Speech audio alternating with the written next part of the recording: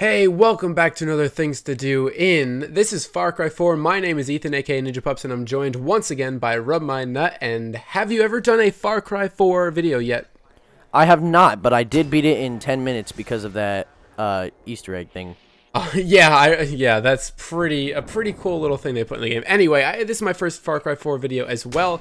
And so I was experimenting for my first time in Far Cry 4 Editor, which I've always loved Far Cry 4 Editors in the past one.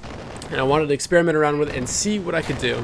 Far Cry 4 Editors in the past? No, I meant the past Far Cry Editor, sorry. I've never experimented with the Far Cry 4 one yet, so I decided to hop in and see what I could do.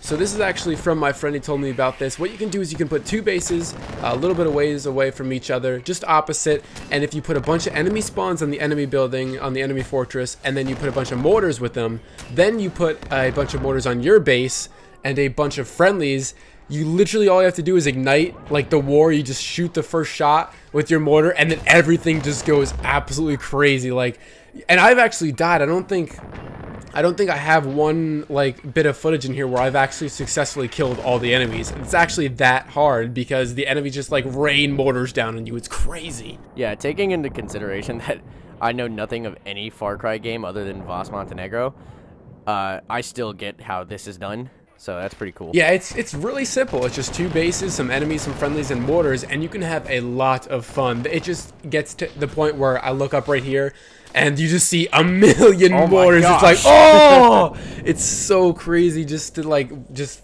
watch all the explosions, and it gets pretty intense, I'm not gonna lie. For something so simple, I didn't think it would be so much fun, but my friend told me about it, and I was like, why don't I check it out? Yeah, it looks pretty interesting. Yeah, you don't have to make all this, like, all these aesthetic things. I just put, like, the river there, and I put a bridge. You don't need to do that. You could literally have one building with, like, 10 guys on it, and you could have, like, a couple mortars, and it will still have the same effect. But I just decided to make this big fortress, because with that stuff in the background, it makes it even more epic just to see. Yeah, it looks good.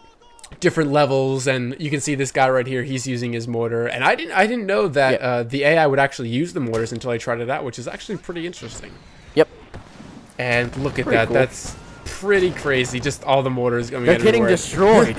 They are. Oh my gosh. At this one point, I just rained like mortars on them, and you can see the counter of the enemy's kill just goes up higher and higher and higher. Now you're getting destroyed. Yeah, it's getting closer. Again, it's pretty hard with 23 enemies on their team, with